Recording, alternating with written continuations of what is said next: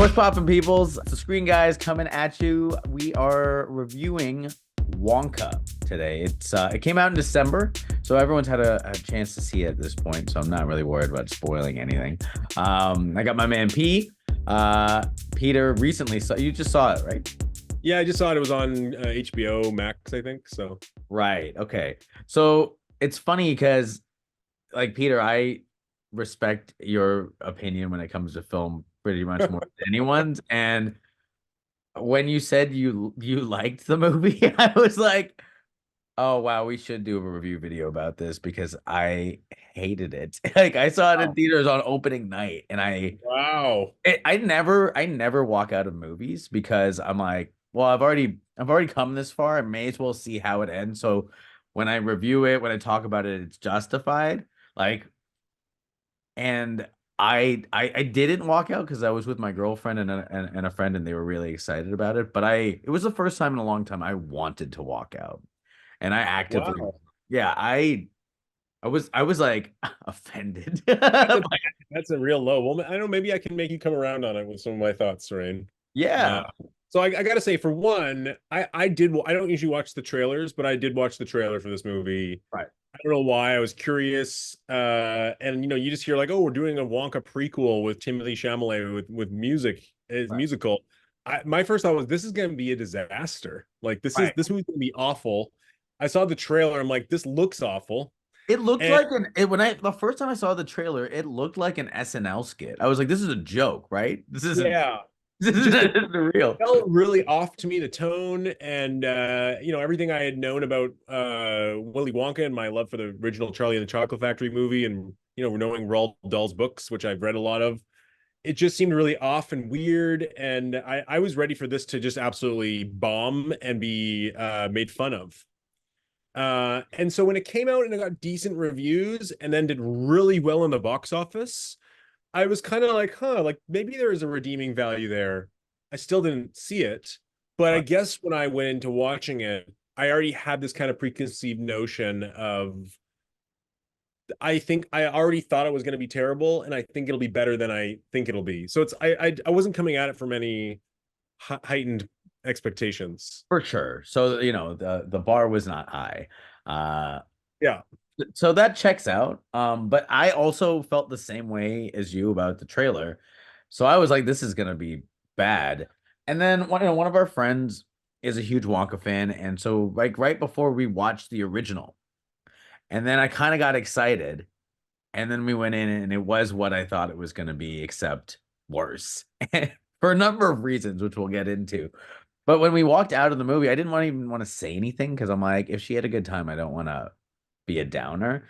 And she's like, "What did you think?" I'm like, "What did you think?" She's like, "I didn't like it. It was a bummer." And I'm like, I was literally offended with how bad it was. Uh, but I was so shocked to see so many people whose, you know, movie reviews I actually respect most of the time. And I'm like, oh wow, like Well, people here's the thing, and I'm curious. I'm curious why you hated it so much on the more of just on the merit of the film. But I guess for me, the one aspect of it that I kind of had to put aside was that my love for the original Charlie and the Chocolate Factory, both the book and the sequel and the Glass Elevator and the Gene Wilder movie, is that he's a little bit of a sadistic, creepy guy. right. So that I like that. He's like a misanthrope. Like he doesn't like humanity. He kind of is agoraphobic. He hangs out in his weirdo chocolate factory and Right. like basically, nearly kills children. Right. I Or love that about him. and is kind of indifferent to their suffering because Yeah. they're getting their just desserts, no pun intended. But I hated the Tim Burton one, by the way. I thought it was just a what forgettable. was that? Forgettable. And so going into this one, I had to immediately drop the notion that young Wonka was going to be this kind of sadistic weirdo person. He was like heartfelt, full of love and ambition. And I guess I had to come at it from that lens immediately. Because had I watched it thinking like, where's the sadisticness? How come he's not the Gene Wilder character that I know or from the books even? I Right. had to kind of reshape my thought about that character. And So I came at it from the lens of like, oh, he's a warm-hearted, ambitious. He somehow has this amazing ability to make candy. So, and I guess, That is a little that's the kid. thing. I don't love musicals, but I don't the either.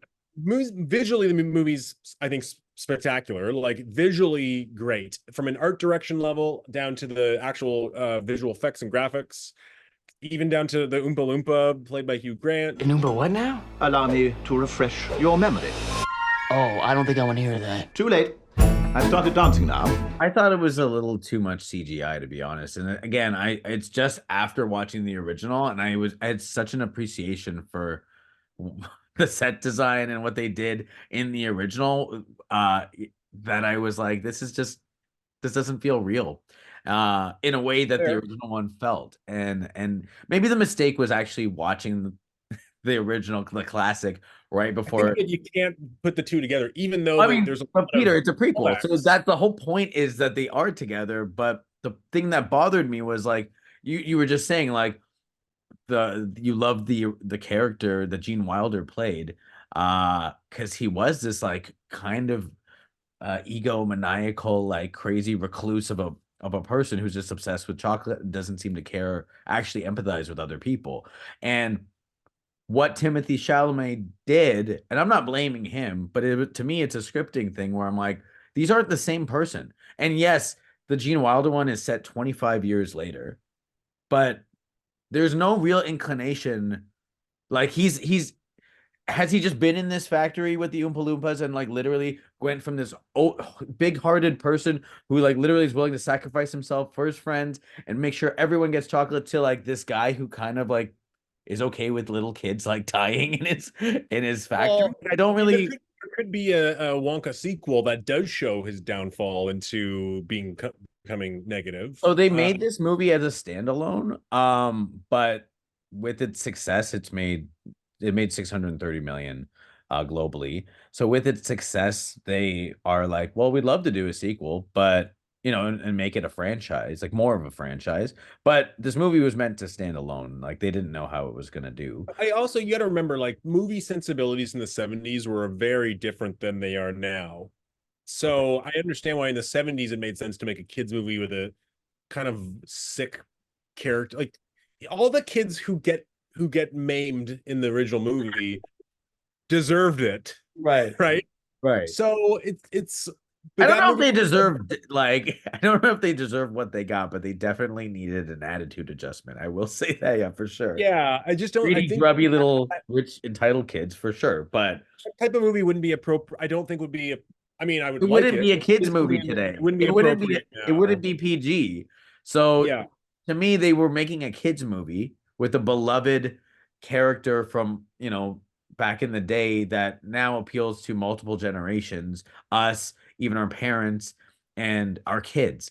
But it just to me was an abuse of IP, which is kind of the name of the game these days, and it's bothered me. maybe, but I think the thing is, I agree that like in the canon of the series, which is like kind of questionable to begin with, um, like it doesn't maybe line up.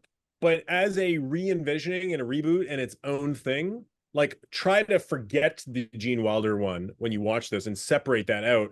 On its own merits, the movie's, I think, really good. It's got a lot of like just the pacing and the heart of the story, and has some really fun characters. Olivia Wilde is one of my favorite characters. The three chocolate barons were really funny, and it got Uh, Mr. Bean in it. And it's just got like a lot of goofy set pieces with like big explosions of candy and animals and chocolate everywhere. And he's jumping around hiding from what is it, Key and Peele? One of yeah, those guys. yeah, He like I thought that was pretty funny, his character. It is a kids movie, so it's not made for us. And I yeah. think if I was to take this or show this to a kid, I Oh feel like yeah, they'd be entertained, and I would also be like, oh, I'm entertained. Like this is visually, the music is all pretty good. The visuals are there. I agree that maybe with your sentiment, there's a lot of maybe too much CG, but it's a half cartoon movie. right, Um, and it wasn't like the CG in Roadhouse with the car. It wasn't blasphemously out of place. right. It felt like I was watching a CG movie. I don't know. I just like I liked it. What can I say? I mean, I'm happy for you. I'll never, I'll never, I'm not gonna take it out on anybody who had a good time at the movies. Like if you had a good time, then it's a win. And there are tons of movies that I people love that I don't like, and but more often than not, it's movies I like that I'm convincing people to. I'm trying to show them why this was actually cool. Yeah, but Happy that- the movie definitely sets out. I think sometimes what I ask myself is the movie accomplish what it sets out to do? right. They weren't trying to do a mean-spirited Willy Wonka. So in Yeah, what it's setting out to do, I can only say it was incredibly successful at everything it was trying to do. sure. I mean, I would agree with you in the sense that if that's what they were trying to do, yeah, they I mean they succeeded, and also it made 630 million.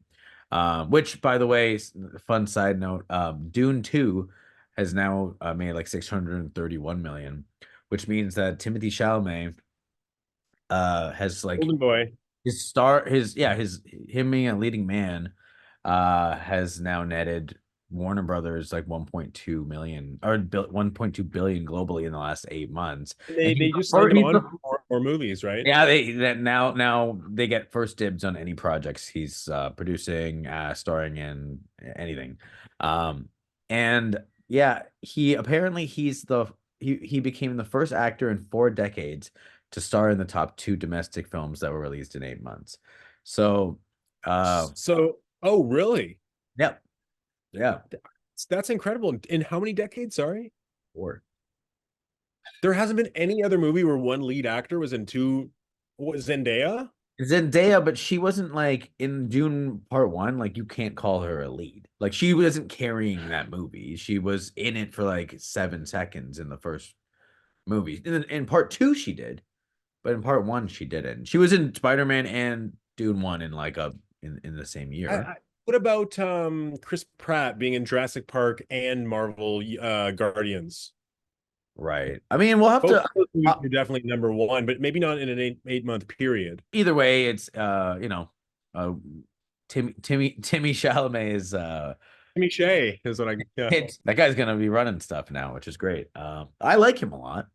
To your point, if the goal was make this kids movie that has, it's fun, bits of nostalgia, and let's call it a prequel, and it stands alone, okay.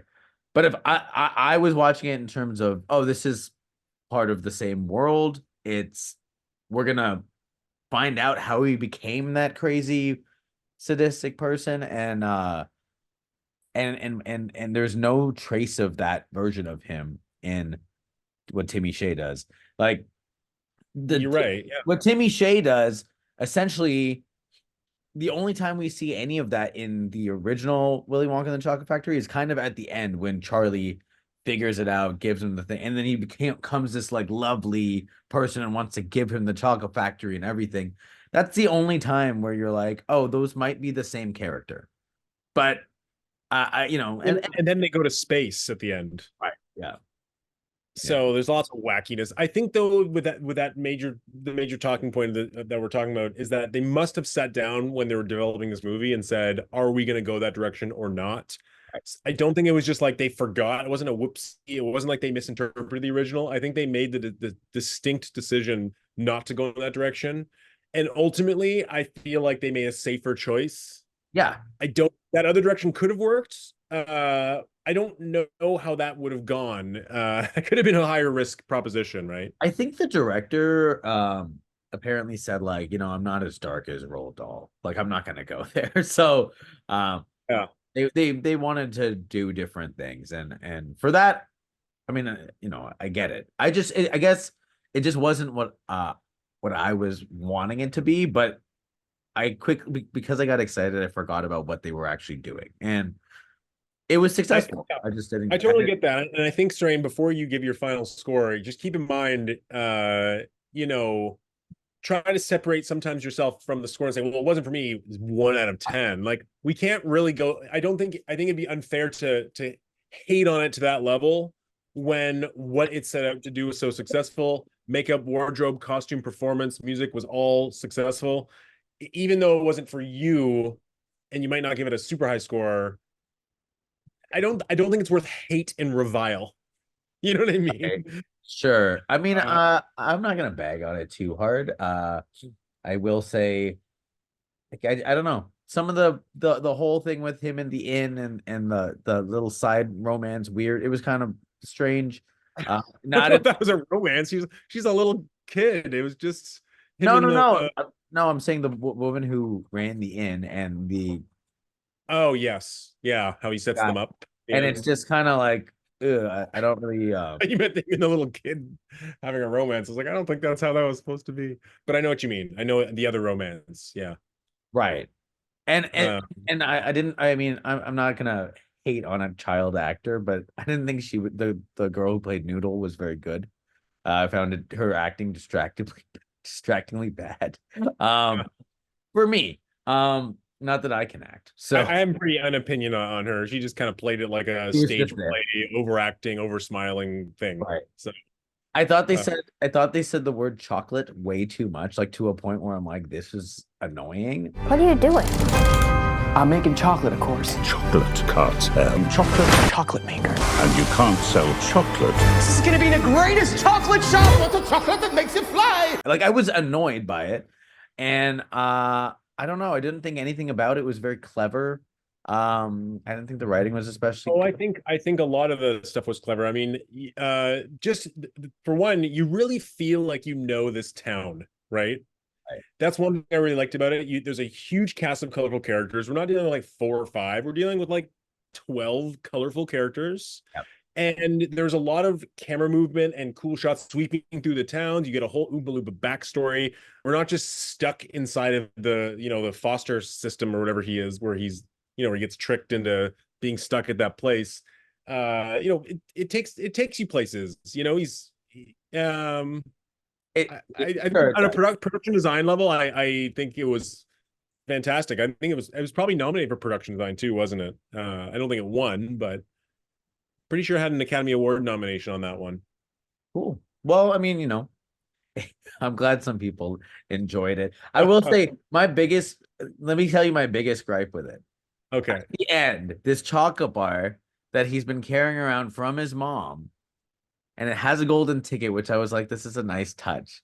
And inside it said, it's not about the chocolate, it's about the people you share it with. That's the lesson, the secret lesson. And I'm like, he knew that all along. He's been trying to give chocolate away to everyone as affordable as possible. That's what he's about. So what was that? What was that? He didn't learn a lesson. Was he wow, I am my mom's kid? Like, what was that? What was that? It's not like I was crying at that moment with emotion. A lot of people were. And I was like, why? I think most kids movies in this vein don't have that hard hitting of it's pretty par of the course for a movie for this age demographic to have a pretty basic theme about friendship. I don't think I'm not offended by that. It's just kind of like, this is part of the course for this kind of movie. I mean, offended by it. I was just like, so that's the reveal. That's the thing he's been carrying around. He's known that the entire time. It's like every Marvel movie. We're at the final climax. They go, we have to work together, guys. Yeah, we got to work together. It's not about this. It's about working together or being friends or who you stand up for. And there's a million of these dumb. He didn't need a reminder of that, though. That's literally who he was the whole time. I know. They had to walk an awkward line of like him being this overconfident genius, and like I guess he did get a little depressed at a certain point. I mean, I'd be interested to see what else they do, because he went from being a completely selfless, like naive, like loving person to like Gene Wilder's version, which is quite a difference. And if we're led to believe that the only thing that happened in between was that he found an abandoned factory and made it into his chocolate factory, then what has happened to this man? I don't know, to make him such a recluse. But you can watch the sequel to find out, right? We will definitely be doing that. Okay, so before we give our final scores, I will tell you that I know that my opinion apparently somehow is in the minority. Rotten Tomatoes has the tomato meter at 82% for this movie, and the audience score for 91%. So wow, that's really high for audience. Across the board, it was a complete success, and I apparently don't get some movies. I I also judge things by what they were trying to do, but I think I really just I was hoping I had hoped for this, uh, and then I felt let down by it, and I should have known better, and it's just one of those things. So, Well, I'm happy to have a differing opinion than you, Surane, because very often we agree. So yeah, no, this is great. This is precisely why I wanted to do this. And I honestly, I was like, this will give me a good chance to air my grievances. If anybody could convince me that this movie is worth a damn, it's Peter. And you haven't done that, but it's been a nice conversation. like I tried. You tried. You just heartless. You just heartless. So out of 10, what do you score it? So I'm giving it a full 10 out of 10. No, I'm just kidding. I'm just kidding. No, I'm gonna give it a solid 7 out of 10. 7? You know, if you kind of know what you're getting with this type of movie, it's a kids family movie with colorful fun and boops and bops and gags and silly characters, and you can't really go wrong with this movie. I'm not going to say it's a 10 out of 10. It's not going to knock it out of the park. You're not going to feel changed after. You're not going to get a lot of adult laughs from this movie, but it's a beautiful looking movie, and it's completely inoffensive, and it's something that as a family movie, you can't really go wrong with it. So I'm going to give it a solid 7 out of 10. 7, okay. How about you, Surane? Well, now I'm thinking about it based on what you're anticipating me like what giving it a 1 or something. I'm just saying, if you give it a 1 out of 10, you don't leave much floor for things that are worse. I know. Worse kids sure. movies out there For sure. Yeah, I'd have to give it a 3. Sorry. And to me that's generous. Like, it wasn't. Wow. The thing is, it was fine. I could literally. That movie could have happened or not happened in my life, and it would have been cool if it did do something, and it did nothing for me, and so I'm not gonna sugarcoat it. No pun intended. These chocolate buns are everywhere. Yeah, it's a 3 because I like Timothee Chalamet. He's nice to watch, and Hugh Grant was great as the. I thought he was great. I really do miss the I'm like sad for. There's a bunch of actors like in the first one who were the Oompa Loompas that like just didn't get the call this time around, and they're probably dead now, and that was like the 70s. They have new generations, I'm sure. There are new.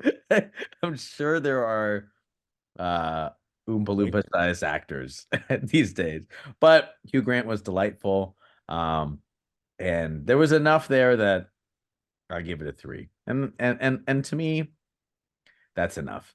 But it sounds like it did nothing for you, and the betrayal of the original source material was hit a sore spot for sure. It really did. It really did. But hey, man, it's all part of the game, and I'm happy that we got a chance to review the movie. And if a sequel comes out, we'll be there on opening day. The opening day on streaming. Yeah.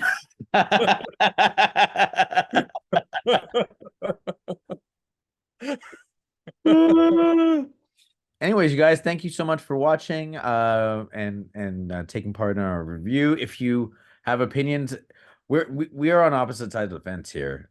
So let us know what you think of the movie. Weigh in. What'd you like? Why? I really want to know why you liked it.